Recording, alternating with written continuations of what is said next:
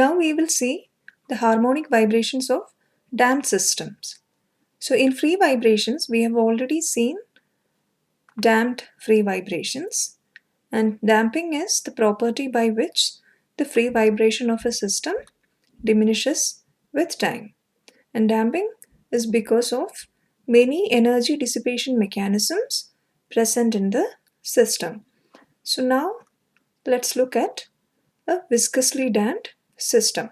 So in viscously damped system, the damping is represented by a viscous damper, and the damping force will be equal to the damping coefficient multiplied by the velocity of this mass. So the equation of motion of this type of systems we have written for free vibrations, and in forced vibration, when a harmonic force of P0 sine omega t is acting on the system, the equation of motion becomes this. It is mx double dot plus cx dot plus kx is equal to the harmonic force P0 sine omega t. And the system will have some initial displacement and velocity, and we assume that we know this initial conditions. We can rewrite this equation of motion like this, and we can define this theta as a damping ratio, which is the damping coefficient divided by the critical damping coefficient. And we have also seen in free vibrations that the critical damping coefficient is equal to 2m omega n or 2 root km. So now we have this equation of motion and we have to find the solution of it. So here also the solution will consist of two parts, the complementary solution and the particular solution. The complementary solution will be equal to the homogeneous solution, that is the solution to free vibrations. So now we will find the particular solution. So for that we will assume that the particular solution is of the form c sine omega t plus d cos omega t. So now we have to find out these constants c and d. So for that we have to substitute this equation in the equation of motion, and then we have to find out these constants. Let's substitute this equation and its derivatives in this equation of motion. So we have to find the velocity function by differentiating this once. So if you differentiate this once, you get c omega cos omega t minus d omega sine omega t. That is the velocity of this particular solution. Similarly, we can find out the acceleration by differentiating this velocity once more. So the acceleration would be minus c omega square sine omega t minus d omega square cos omega t. Now we can substitute the particular solution expressions for displacement, velocity and acceleration in this equation of motion. So if you do that substitution, we will get this expression. So first we have x double dot. So the first two terms will represent this acceleration, and 2 zeta omega n multiplied by the expression for velocity, then omega n square multiplied by the displacement terms. So we have this expression which is equal to P0 by m sine omega t, which is the force. So now we can rearrange this equation. So we can collect all the sine omega t terms. So sine omega t multiplied by minus c omega square, then this term 2 zeta omega n d omega Then the next sine omega t term is this c omega n square. Then we have the cos omega t terms. So minus d omega square plus this term c 2 theta omega n omega. Then we have this term which is equal to omega n square d. So we just rearrange these terms in sine and cosine terms. So now we can equate the sine and cosine terms on both sides. So these are the sine terms on left hand side, and the right hand side we have one sine term, sine omega t term. So we can equate these terms to this one, and we can also equate the cos omega t terms to 0, because in the right hand side there are no cos omega t terms. So if you do that, we will get two expressions. One is this equal to p naught by m. The second is this expression equal to 0. So we can rearrange this again, and we will get an expression like this from this equation and another expression from this equation. So you have two equations and two unknowns c and d. So we can solve this algebraic equation and find out the expressions for our constants c and d. So after solving these two equations, we will get the expressions for c and d, and that will be equal to c is equal to p naught by k 1 minus frequency ratio square divided by 1 minus frequency ratio square the whole square plus 2 theta frequency ratio square, and d is equal to this p naught by k. The numerator will be minus 2 theta frequency ratio. The denominator will be same as c. Now we know the values of c and d, so we can write the expressions for the particular solution as c sine omega t plus d cos omega t. And we know that the total solution is the sum of complementary solution and the particular solution. So we have seen in harmonic vibrations of undamped systems that the complementary solution would be equal to the free vibration response. So here we have the total solution as the complementary solution and the particular solution. So this is, if you remember, the free vibration response of the damped system, which is equal to e to the power minus theta omega n t multiplied by a cos omega dt plus b sine omega dt. So this omega d is equal to the natural frequency of the damped system, which is equal to omega n, which is the natural frequency of the undamped system, multiplied by 1 minus theta square. Theta is the damping ratio. So now we have the total solution. So if you look at this solution, these two terms, they decay with time. So this exponential function is in terms of t. So as time increases, these two terms decrease with time. So this part of the solution is known as transient response because this decays with time, and this part is known as steady state response. So this will not decay with time. This will be the predominant response because this part decays with time, and this will be remaining as long as the force remains. So this is the predominant part of the response.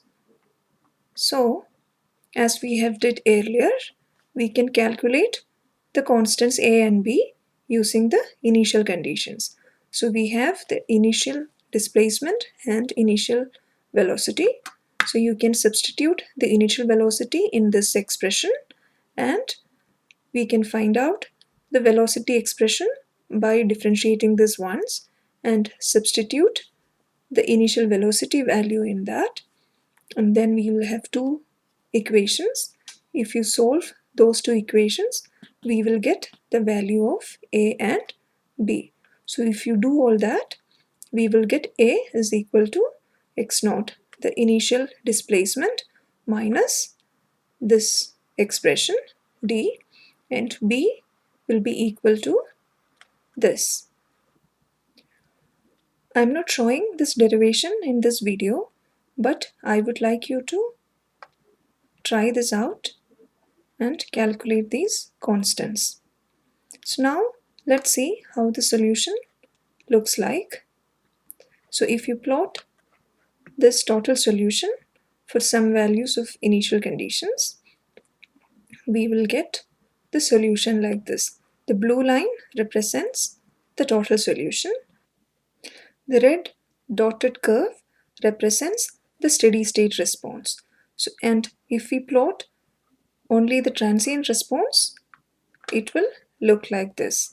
So as expected, this transient response will decay in time and become 0 after some time. And if you look at the total solution, initially the total solution will vary like this. It is the sum of the steady state response and this transient response. So after some times, as the transient response decays, the total solution will become equal to the steady state response. And that's why this part of the solution is known as steady state response, because that part of the solution remains as long as the force is available. Now let's look at the vibrations response at omega is equal to omega n. In undamped systems, we have seen that when the forcing frequency is equal to the natural frequency, the response becomes unbounded. The amplitude of the steady state response increased in each cycle. Now let us see how the damped system behaves when the forcing frequency is equal to the natural frequency. So we have the expressions for the constants c and d. When omega is equal to omega n, this ratio will become 1 and c will be equal to 0. This numerator will become 0. So here in the expression for d,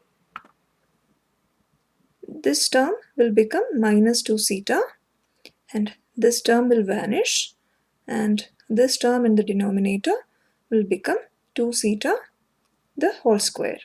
So together this will become P naught by K minus 2 minus 1 divided by 2 zeta. So C becomes 0 and D becomes this value. The complementary solution can be found out using the initial conditions.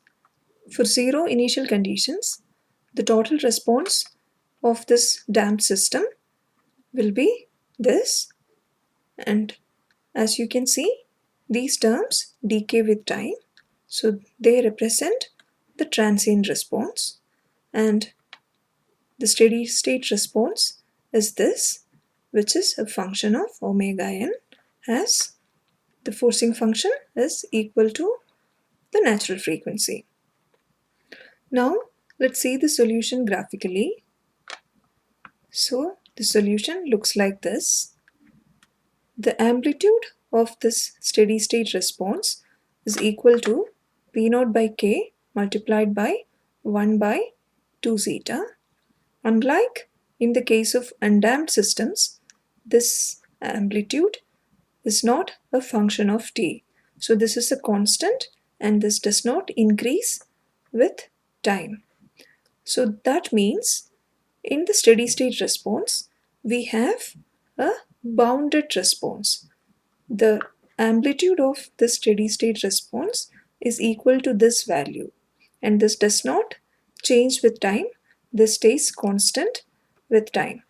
And as you can see here, in the beginning, when the time is small, we have the effect of this transient response. So after some time, the transient response will decay and will become equal to 0 after some time. So the total response converges to the steady state response and continues as long as the force remains. And the amplitude of the steady state response is also constant. So the amplitude does not increase with time. So now you would be able to appreciate the effect of damping in systems. In undamped system, we have seen that at omega is equal to omega n, the response increases after each cycle. So as the time goes by, the response keeps on increasing. But damping makes that response bounded, and it makes it bounded to this value. No matter how much time passes, the maximum amplitude of the response will be this much, P naught by K multiplied by 1 by 2 zeta. So if the damping is high, the amplitude will be smaller, and the damping is small, the amplitude will be larger. And we know that the P naught by K is equal to the static response. Now let's explore the steady state response in detail. As the transient response decays with time, the steady state response is the predominant form of vibration. So as we have seen already, this is the expression for the steady state response, and this can be alternatively expressed as x naught multiplied by sine omega t minus phi. So this sine and cos terms can be written as a sine term with some phase angle. And here the x naught is equal to the square root of c square plus d square, and the phase angle is tan inverse minus d by c. So we know the expressions for c by d. Using that, we can calculate the amplitude. It will be equal to P naught by K multiplied by 1 by square root of 1 minus frequency ratio square, the whole square, plus 2 zeta frequency ratio, the whole square. So we have seen that this P naught by K is equal to the static response, and this is a multiplication factor by which the amplitude of this response amplifies or decreases. And the phi can be found out as tan inverse 2 zeta frequency ratio divided by 1 minus frequency ratio square. We can denote this factor as the deformation response factor, which is Rd, and this is equal to this factor. Now let's see how this deformation response factor varies with the damping ratio. We have seen similar result in undamped systems also. So in damped systems, depending upon the damping ratio, the value of Rd changes. So when the damping is small, the value of Rd at damping ratio is equal to 1 is very high. And when the damping is increasing, the response factor at damping ratio 1 becomes smaller and smaller.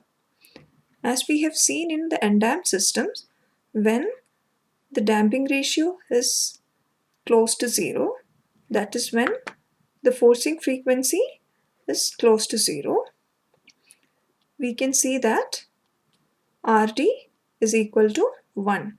That means the amplitude of the steady state response will be equal to the static response P0 by K. When the frequency ratio increases, this response factor will also increase, and that increase will depend upon the value of damping. So for light damped systems, this amplification will be larger at frequency ratio is equal to 1. And when the frequency ratio increases beyond 1, this factor becomes smaller and smaller, and when the frequency ratio is much higher than 1, this becomes 0, irrespective of the damping present in the system. So the damping is controlling this factor when the frequency ratio is near 1. Let's understand the steady state deformation response in little bit more detail. So the steady state response can be written as the static response multiplied by the deformation response factor multiplied by sine omega t minus phi. So Rd varies like this and phi varies like this. So what happens when the frequency ratio omega by omega n is much less than 1? So we have seen that when the forcing frequency is equal to 0, or the frequency ratio is close to 0, this factor Rd is equal to 1, and the static response will be equal to the dynamic steady state response. So when the frequency ratio is smaller than 1, when it is in this range, then also this Rd value is very close to 1, which means the steady state response is approximately equal to the static response. So in this region, that is when the frequency ratio is smaller than 1, much smaller than 1, the response is equal to P0 by K. So as you can see from this expression, this response is controlled by the stiffness of the system. If the stiffness is high, the response is smaller. The displacement will be smaller. And if the stiffness is very low, the response will be higher. So this is similar to the static case. Now, when the frequency ratio is near 1, it's equal to or approximately equal to 1, as we have seen earlier, this amplitude of the response can be much larger than the static response. This value of Rd can be much larger than 1. The value depends upon damping. For very high value of damping, like damping is equal to 0.7, say, it can happen that the Rd value is less than 1 when the frequency ratio is 1. But for all real structures, the damping will be much smaller, so the Rd value will be more than 1. So we can say that when the frequency ratio is close to 1, the steady state response is controlled by the damping in the system. So when the frequency ratio is approximately equal to 1, the value of Rd would be 1 by 2 zeta, and the steady state amplitude becomes P0 by K, multiplied by 1 by 2 zeta. So if we substitute the damping ratio, we would get x0 is equal to p0 by c omega n. As you can see in these two expressions, the amplitude will be controlled by the damping. As the damping increases, the value of x0 decreases. So for small values of damping, the x0, that is the steady state response, will be much higher than the static response. So we can see the same behavior in this curve also. So now what happens when the frequency ratio is much larger than 1? When the frequency ratio is larger than 1, as you can see in this curve, so the value of Rd becomes equal to 0. It tends to 0 as the frequency ratio increases.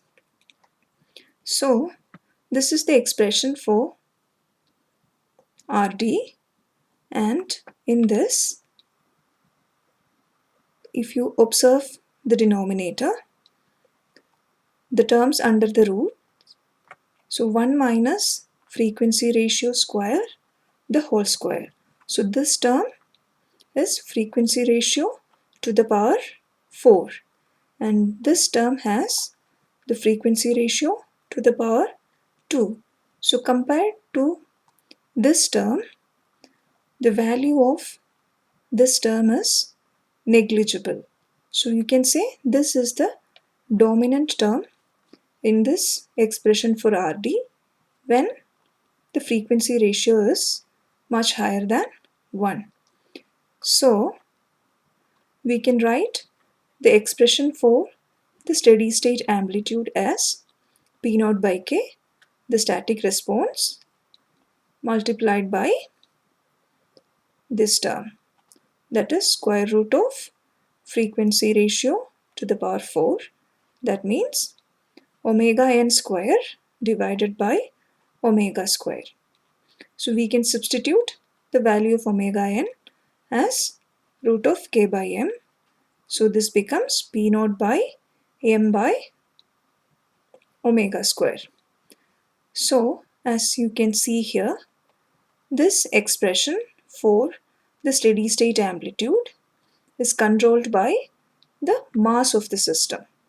So when the frequency ratio is higher than 1, Rd tends to 0, and the value of Rd will be controlled by the mass of the system. If the mass is high, the steady state response will be smaller.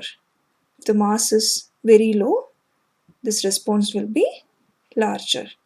However, as the frequency ratio goes higher than 1, the response goes to 0. It approaches 0. And this is how the phase angle varies with damping. We have noticed that when the damping is 0, that is for undamped system, the phase angle was 0 when the damping ratio was less than 1, and it was equal to 180 when the damping ratio was higher than 1. So when there is some damping present in the system, the nature of this phase angle also changes.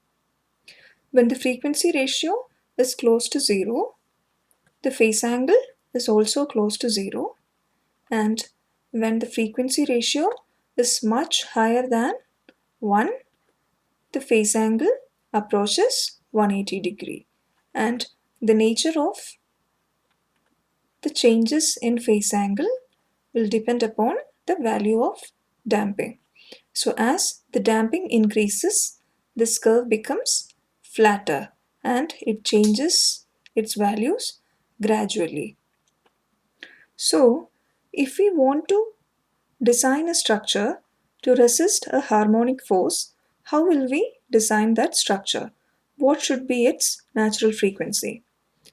As we can see from these curves, we know that when the natural frequency of the system is close to its forcing frequency, the amplitude of the steady state response is much higher than the static response.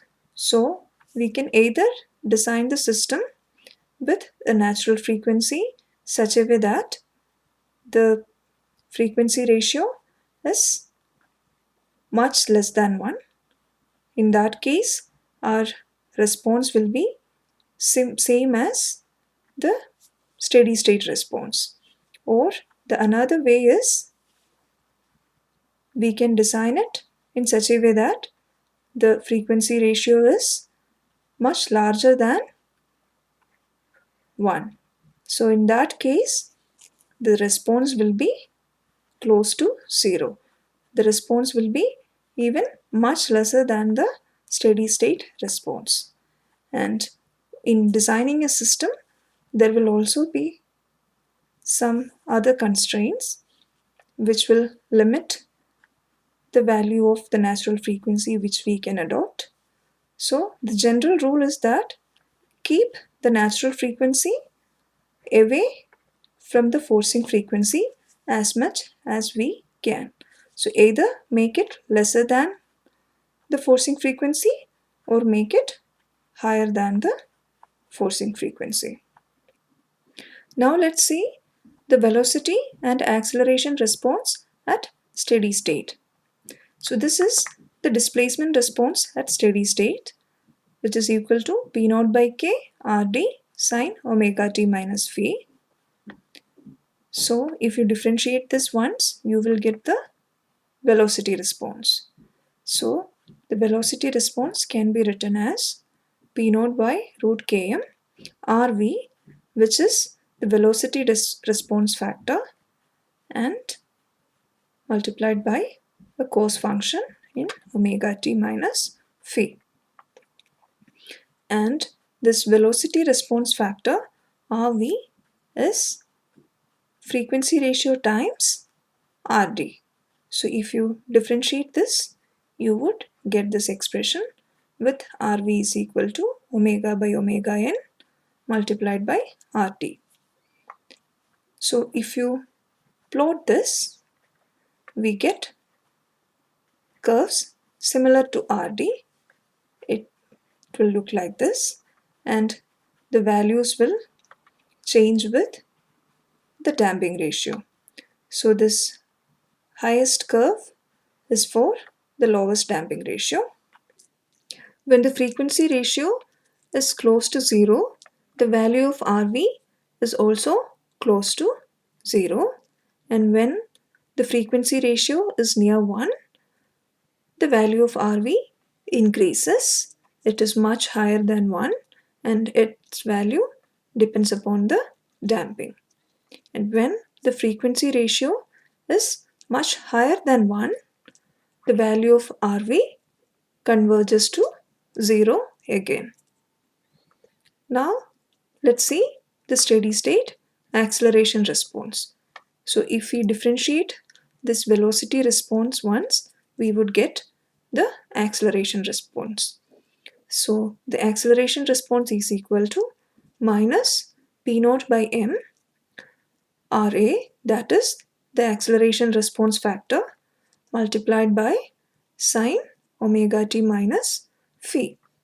And the acceleration response factor Ra is equal to omega by omega n, that is the frequency ratio, square times Rt. So if we plot this Ra, we would get curves similar to Rv and Rd. And here also, when the frequency ratio is near 1, the value of Ra is much higher than 1, and again it will depend upon the value of the damping. When the frequency ratio is smaller than 1, the Ra will have values very close to 0. And when the frequency ratio is much higher than 1, the value of Ra will converge to 1. So the behavior of Ra and Rv away from 1 is different from Rd. So in the case of Rd, when frequency ratio was close to 0, Rd was equal to 1. But Rv and Ra becomes equals to 0 when the frequency ratio is close to 0. And when the frequency ratio is much higher, Rv is equal to 0, similar to Rd, but Ra converges to 1. Now let's understand resonance in damped systems. So in undamped systems, we have seen that at resonance, the response becomes unbounded. The response increases in each cycle, and that happened when the forcing frequency is equal to the natural frequency. So in damped systems, the response would never be unbounded. So because of damping, it will be bounded. So we can say that the resonance occurs when the response is maximum. The response is maximum when the forcing frequency is near natural frequency. It need not be equal to natural frequency. So the resonance frequency can be defined as the forcing frequency at which the largest response amplitude occurs. The forcing frequency will be different for the displacement, velocity, and acceleration responses. And the resonant response will be equal to the maximum response for displacement, velocity, and acceleration. And that will be when the value of Rd, Rv, and Ra are maximum. So we can calculate the value of resonant frequency and resonance amplitude by maximizing the expressions for Rd, Rv, and Ra. So how will you find the maximum value of a function? We can differentiate it with respect to the variable. Here in this case, we can differentiate the expressions for Rd, Rv, and Ra with respect to the forcing frequency, and we can equate it to 0, and that would correspond to the maxima or minima, and we can find out the second derivative of Rd, Rv, and Ra, and when the second derivative is negative, that indicates a maxima. So we can differentiate the expressions for this and calculate the maximum value of Rd, Rv, and Ra, and they are equal to these. So the maximum value of Rd is equal to 1 by 2 zeta square root of 1 minus zeta square, and this happens when the forcing frequency is a little less than the natural frequency.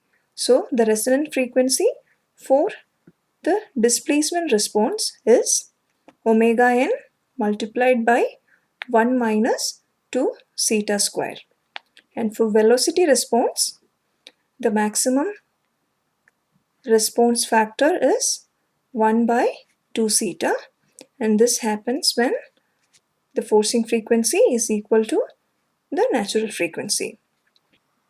Similarly, we can calculate the resonance response for acceleration.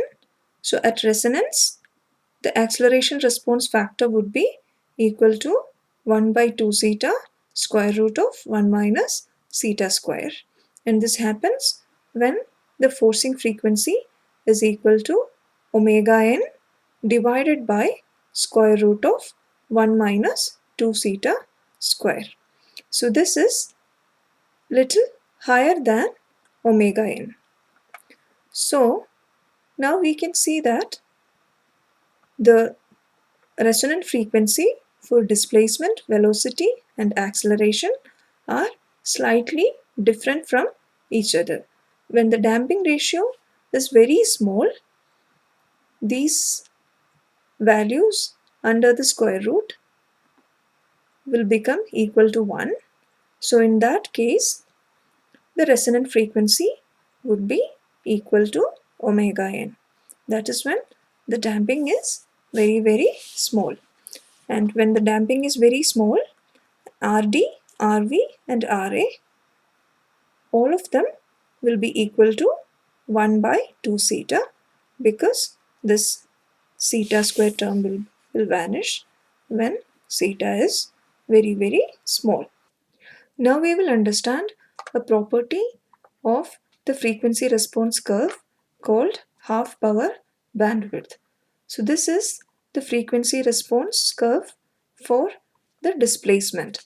So this is the displacement response factor RT, and it is plotted against the frequency ratio.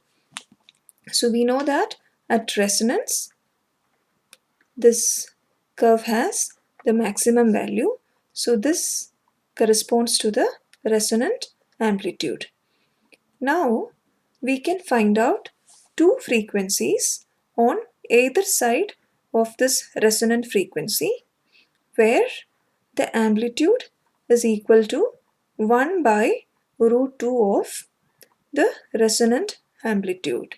And we can prove that the difference between these frequencies, these frequency ratios, is equal to 2 zeta. So that means omega b minus omega a by omega n is equal to 2 zeta. And this is called half power bandwidth because the power in a system is proportional to the square of its displacement.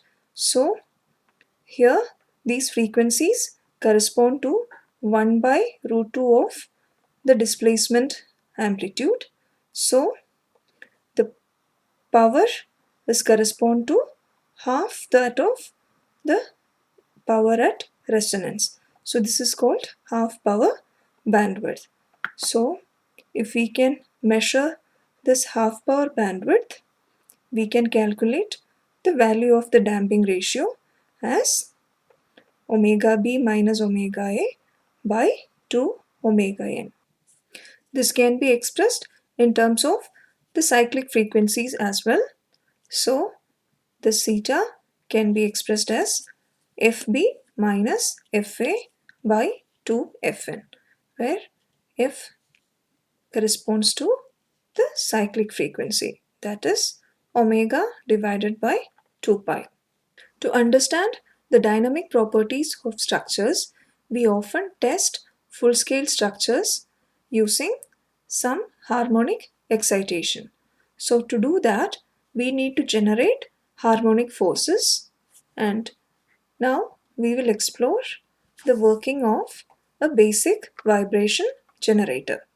So this vibration generator will have two masses which are of equal mass, and they're placed at some eccentricity E from the center, and these two masses rotate in opposite directions with some angular velocity omega. So this will be rotating in clockwise direction and this will be rotating in anti-clockwise direction.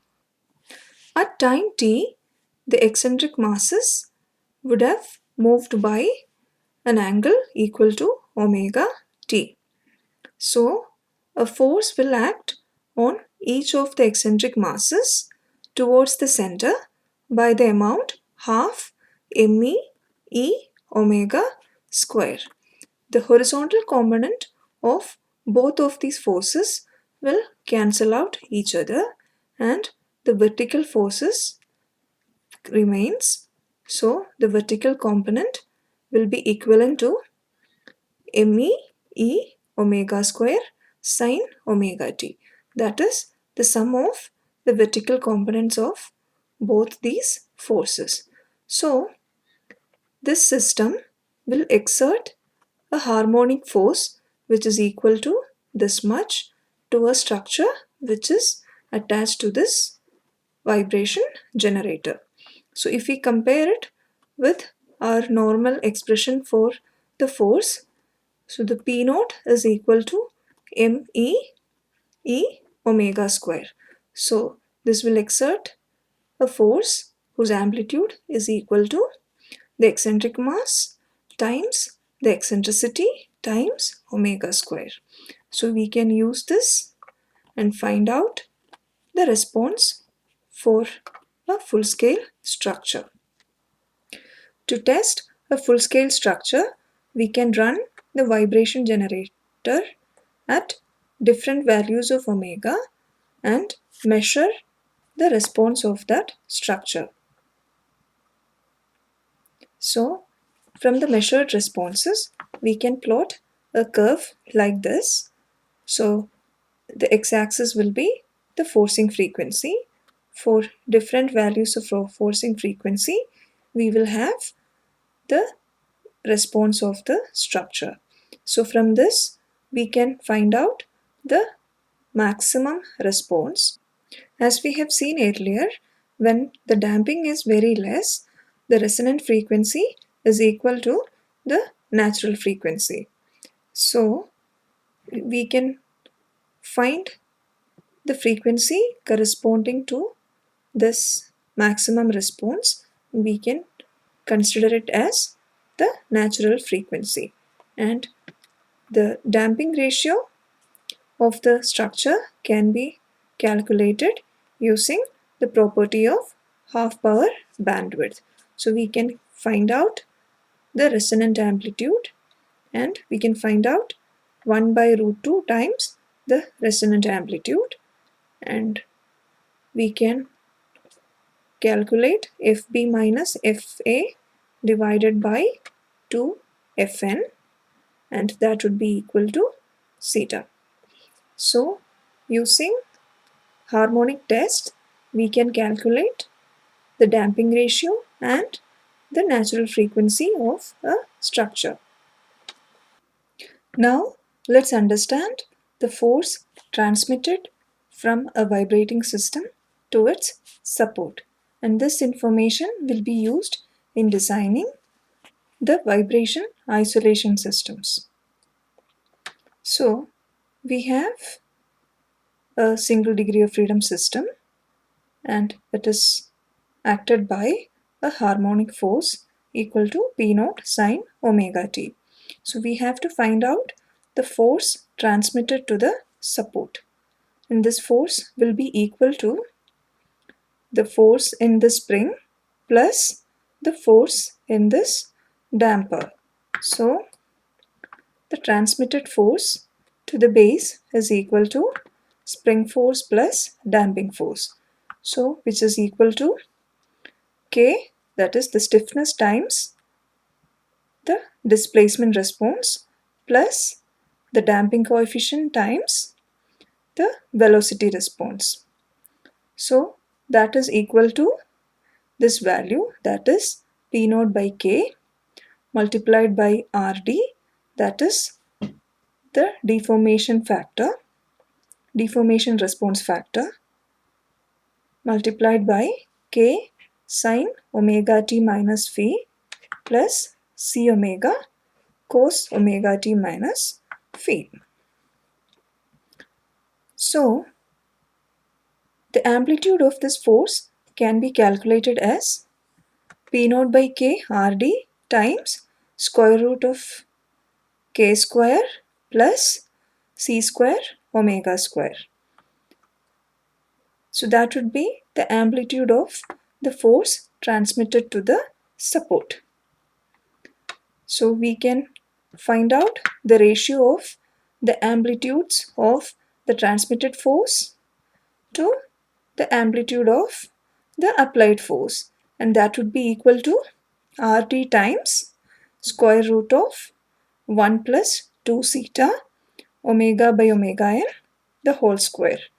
You will get this term from this. If you divide this by k, you will get this.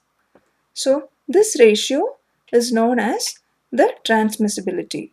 So the transmissibility is equal to RT times this term, and we know RD is equal to 1 by square root of 1 minus frequency ratio square the whole square plus 2 zeta frequency ratio the whole square. So we can write the expression for transmissibility as this. So if you plot the relation, the transmissibility versus frequency ratio, you will get curves like this. So each curve will correspond to a different value of damping. So as in the case of deformation response factors, the highest peak at frequency ratio is equal to 1 will be for the lowest damping value. When the frequency ratio is much less than 1, the transmissibility is equal to 1. So that means the applied force is transmitted to the support as it is.